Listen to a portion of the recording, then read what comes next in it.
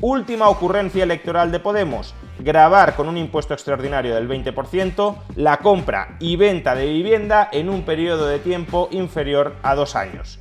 ¿Cuáles serían las consecuencias de este nuevo impuesto extraordinario de Podemos con el que pretende atacar el mercado de la vivienda en España? Veámoslo. Podemos está decidido a cargarse el mercado de la vivienda en España. Después de una ley de la vivienda que aniquilará el mercado del alquiler, la última ocurrencia de la formación morada ha sido proponer un impuesto extraordinario a aquellos inversores que compren y vendan una vivienda en menos de 2 años.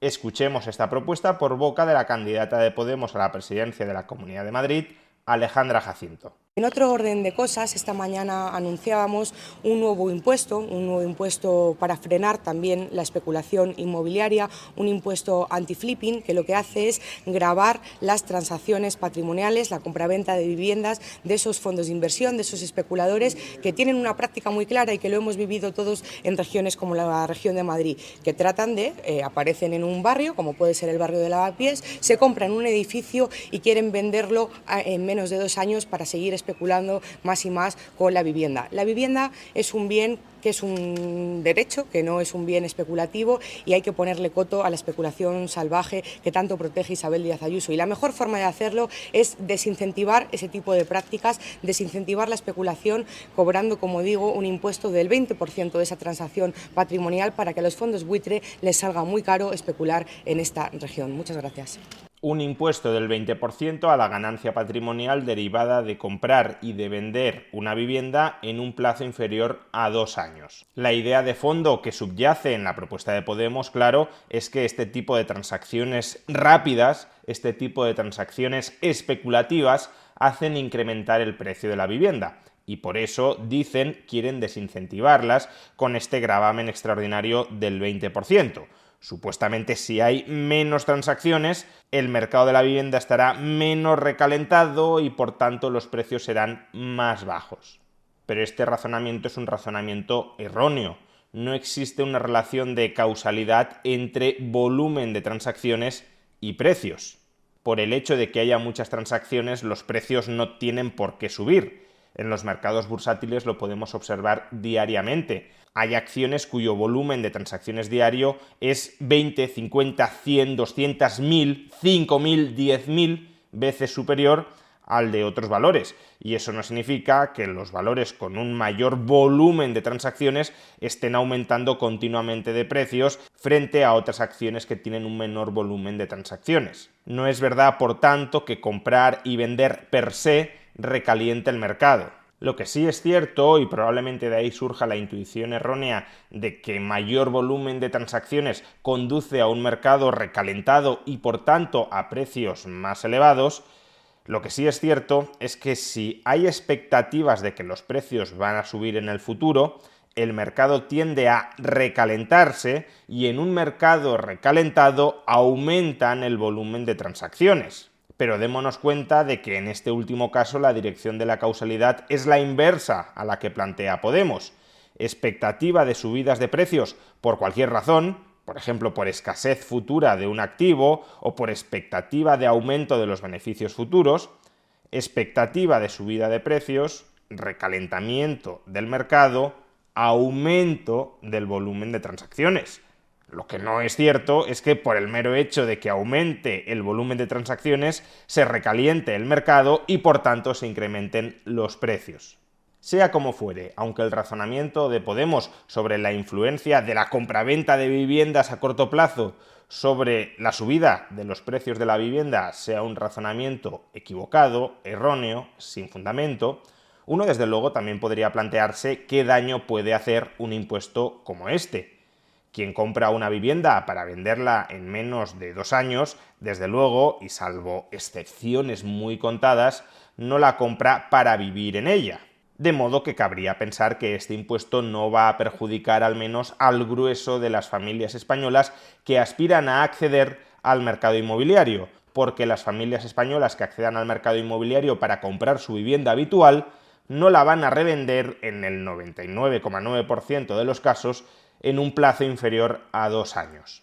Sin embargo, y al contrario de lo que podría parecer intuitivamente, este impuesto sí puede terminar perjudicando, y de una manera bastante importante, a aquellas familias españolas que aspiran a acceder en condiciones al mercado inmobiliario o que aspiran a salir en condiciones del mercado inmobiliario.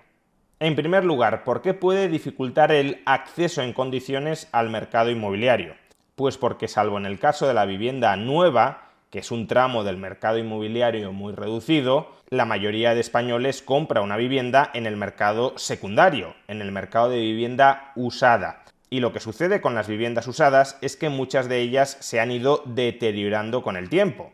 Imaginemos una familia que compra una vivienda cuando es joven, cuando tiene 25, 30, 35 años, y que la quiere vender una vez se jubila o incluso una vez fallece el propietario de la vivienda y sus herederos la sacan al mercado. Pues bien, si han transcurrido periodos muy prolongados de tiempo, 30, 40, 50 años desde que la compró hasta que vaya a venderla, a buen seguro esa vivienda usada necesitará de una reforma, necesitará de una puesta a punto, de una rehabilitación. Y esa reforma la puede ejecutar el propio comprador una vez la compre, y en ese caso los plazos para entrar a vivir en la vivienda se van retrasando, porque ha de comprarla y ha de invertir su capital y esperar un tiempo hasta que la reforma esté completada, o alternativamente esa reforma también la pueden ejecutar preventivamente antes de sacar esa vivienda definitivamente al mercado empresas especializadas en reformas. Estas empresas ya a día de hoy se dedican a comprar inmuebles que salen al mercado en condiciones no habitables o en condiciones que previsiblemente requerirán de una reforma por parte del futuro propietario. Lo que hacen es comprar esas viviendas, nada más salen al mercado, invertir el propio capital de la empresa en reformar el inmueble, transformarlo y sacarlo de nuevo a la venta en un plazo tan breve como les sea posible, porque estas compañías la rentabilidad la obtienen de una amplia rotación en el volumen de su cartera de inmuebles. Comprar inmuebles a reformar, reformarlos rápidamente y venderlos también rápidamente en el mercado para recuperar el capital invertido, comprar otro inmueble, rehabilitarlo y volverlo a vender en el mercado. Pues bien, este impuesto claramente destrozaría este modelo de negocio de estas empresas que se dedican, insisto, a comprar inmuebles necesitados de rehabilitación, rehabilitarlos en un plazo temporal muy estrecho y sacarlos a la venta para que ya el comprador final los adquiera con su reforma. Cargarían en consecuencia sobre las espaldas de los futuros propietarios la necesidad de costear con su propio capital la integridad de la reforma y de esperar hasta que esa reforma haya sido concluida para poder habitar el inmueble. Tendríamos de entrada, por tanto, un stock inmobiliario más envejecido, más necesitado de reforma, en lugar de un stock inmobiliario a la venta, modernizado, actualizado y disponible para ser habitado.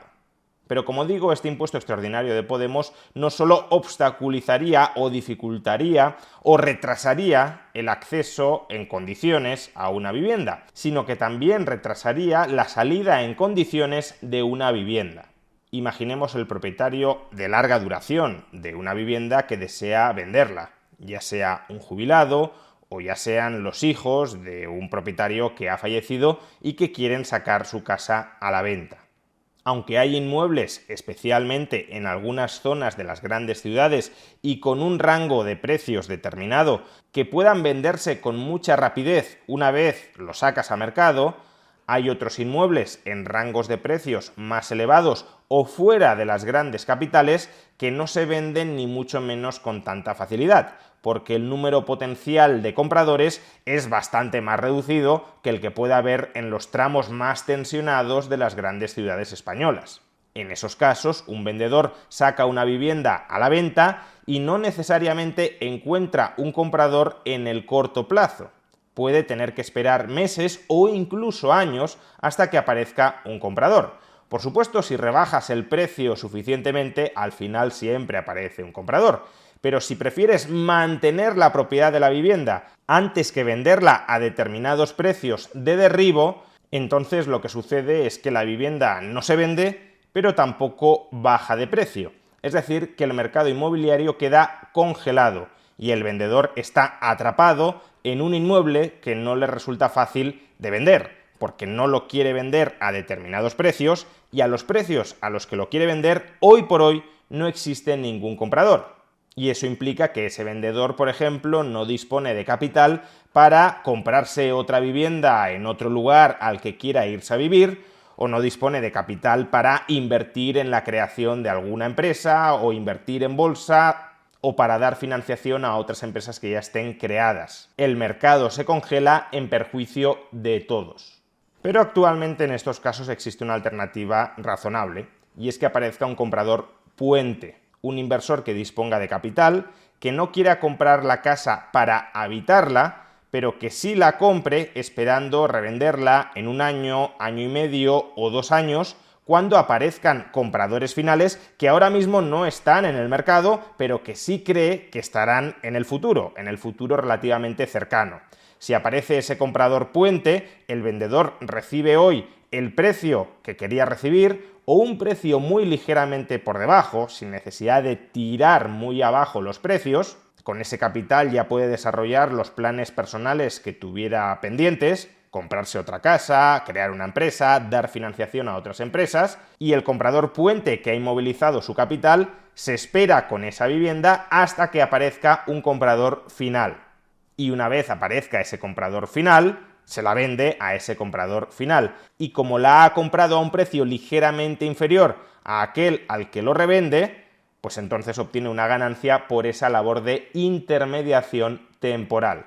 Pues bien, el impuesto extraordinario de Podemos, desde luego, se cargaría este tipo de transacciones que suministran algo de liquidez a un mercado que ya es tremendamente ilíquido en general, como es el mercado inmobiliario, porque no es un mercado organizado en el que concurran simultáneamente muchos compradores y muchos vendedores.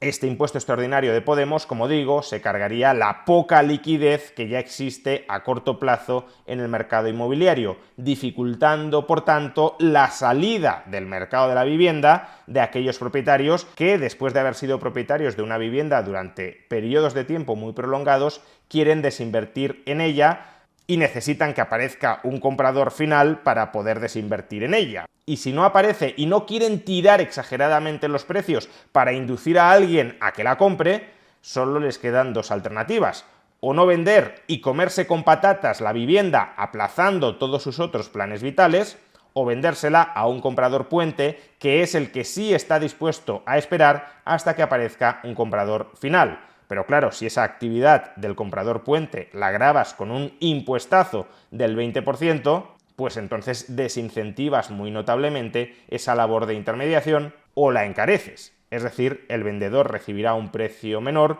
o el comprador pagará un precio mayor. En definitiva, la última ocurrencia de Podemos respecto al mercado inmobiliario, sin ser ni mucho menos la peor idea que ha tenido Podemos respecto a este mercado, sí es un paso adelante hacia la destrucción del mercado de la vivienda, ya sea en su tramo de alquiler o en este caso en su tramo de compraventa. Porque ellos mismos lo dicen: la vivienda no ha de ser una mercancía. Y si la vivienda no ha de ser una mercancía, lo que significa es que no debe haber mercado de vivienda. Las mercancías no son otra cosa que bienes que se venden en el mercado. Por tanto, claro, si Podemos quiere que no exista mercado de la vivienda, lo que están haciendo, aún sin decirlo del todo explícitamente, es destruir el mercado de la vivienda con sus diversas políticas al respecto.